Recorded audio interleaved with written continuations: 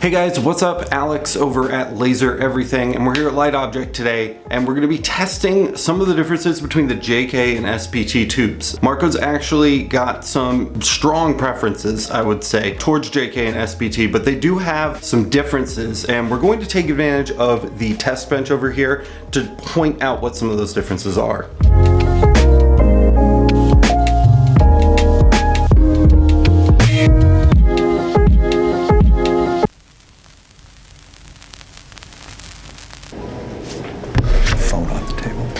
Okay, so next up on our list, I know you want to go play with the Ranger. I do, and we'll get there. We will get there. Like, I am really excited to go check out the Ranger. Yeah, I know. In more detail. We will, but first we need to check out the heart of the Ranger.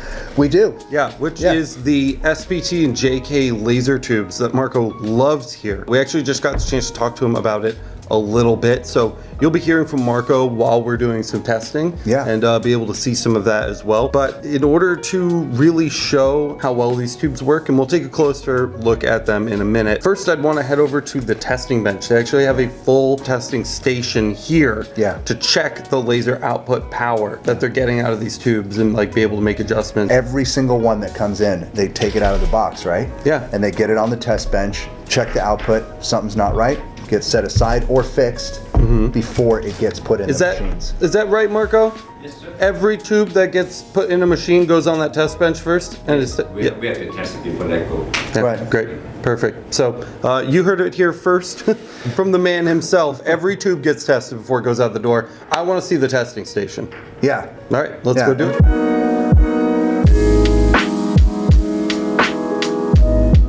But first, we wanted to describe a little bit of the setup for you guys. You've got your chamber in the center here. This whole outer area is what gets filled with water, as well as the coil, which you can kind of see back here, chilling the center core. You've got your power supply hooked up, which this power supply is running on this one for our tests, and then we've got another power supply back here that's going to power. So that was the SPT in the front, and then this power supply is going to power the one in the back. Basically, that's it, and you can see the water inlet lines and exit lines. We've got our chiller down here to make sure that even during the testing these things stay cool, and there are two ends right, Alex? Yeah. There is the business end, which is extremely dangerous because of lasers, and then there is the butt end, which is the other one, which is deadly dangerous Because of voltage. So either one of these you definitely want to stay away from if you're ever running this kind of experiment. Yeah, absolutely. So over here we have the two different heads of the lasers. In the front again is the SPT, and what you're seeing right here, this is actually a little extra bulky, and that's because the SPTs have an option to come with a pre-installed beam combiner that fits right on the nose of the laser, so you don't need to worry about combining your beam somewhere else in your system, which is extremely convenient. The downside to that is that you are going to see a slight reduction in peak power. These are both 100 watt tubes, but the JK is going to peak power around 120 watt, where Joel was telling us a little earlier, due to the beam combiner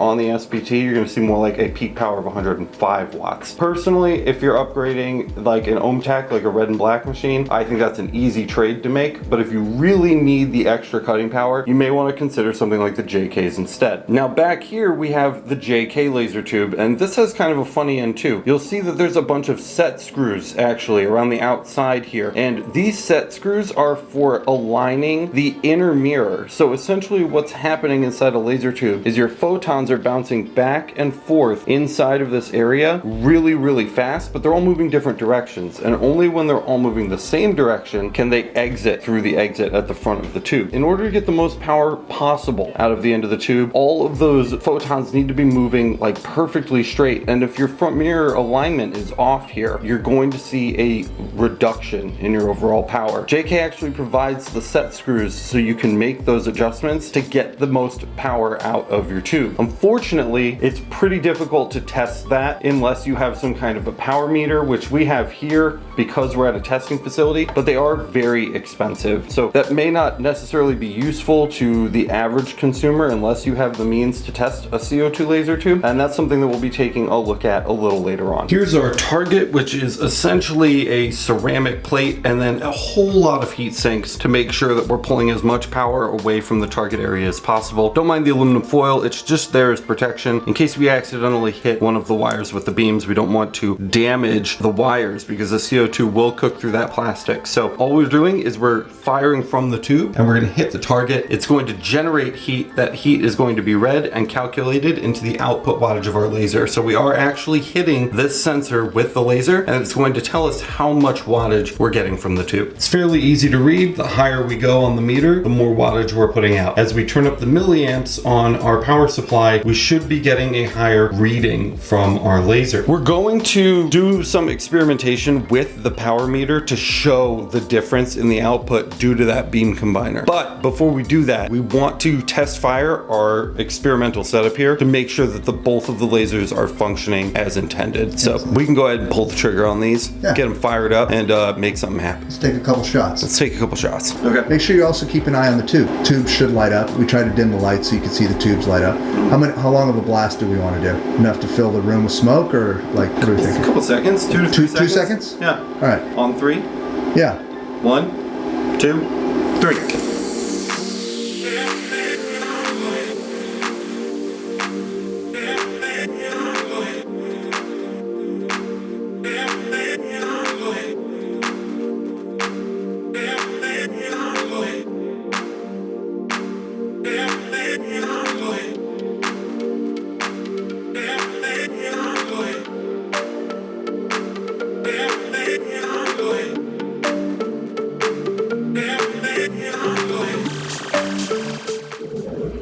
Okay, 20 milliamp test.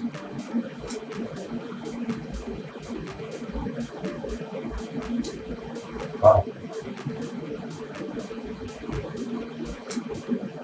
It looks like we're capping out right under 100 on that one. And now we're going to bring it down to 10. Maybe 10. Okay, you have to live bring it down to 10. There you go. Now do your 10. Wow. Down to 60 watt. Yep. Try it again.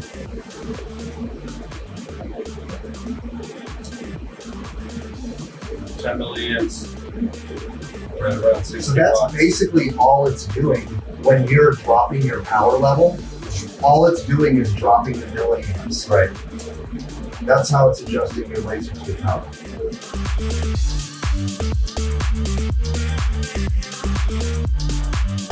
.28 milliamp test.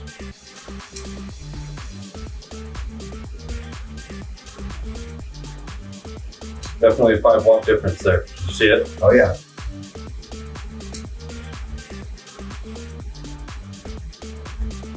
It really hits like that 110, 112 and just Yep, that's it. Yep. That's where it wants to stay. And let's see how things go as we dial it back. Now we're gonna head down to 20. We'll let it reset and 20 milliamp test. I believe we were getting 60. Or no, the 60 was 10, right? Yeah, now we're at like 95 I don't watts. recall. I think it was at like 100, It was yeah, like 10 something. yep. No, 111. 111. And now we're going to drop to 10. 10 milliamp test and reset, and 10 milliamps. About the same.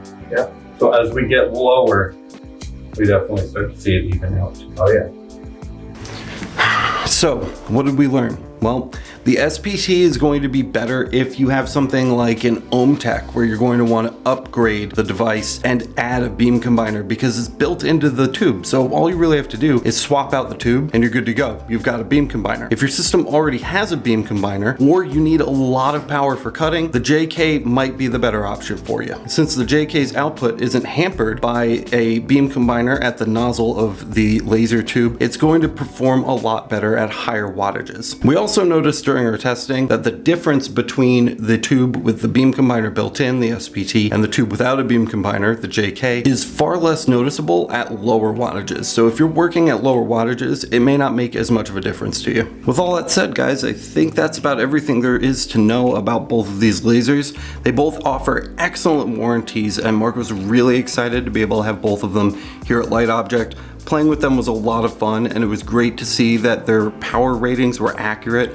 using the power meter from Newport. So I'm really pleased with what we got done today. I hope you got something out of this episode, and if you're looking for a new laser tube, of course you can find links to the two that we tested below and many more for all different kinds of systems over at lightobject.com. We do have an affiliate link down in the description if you want to help out and support the channel. Don't forget to smash the like button, let everybody else know the content is good, and don't forget to subscribe and hit the notification bell so you get notified the next time we upload a Light Object episode. Remember, if you love the channel and it's the best thing that ever happened to you, don't forget to sign up for the LMA. It's the #1 way to support the channel, and it's thanks to our members over there that all of our content is uploaded to YouTube for free for everyone. If you want to find out more about that, make sure you head over to masters.lasereverything.net to get all of the details. Anyway guys, Michael and I have a lot more filming to do. So much more stuff here at Light Object that we need to document and test and take care of. So that's all I've got for this one. Thank you so much for watching, and I will see you in the next one.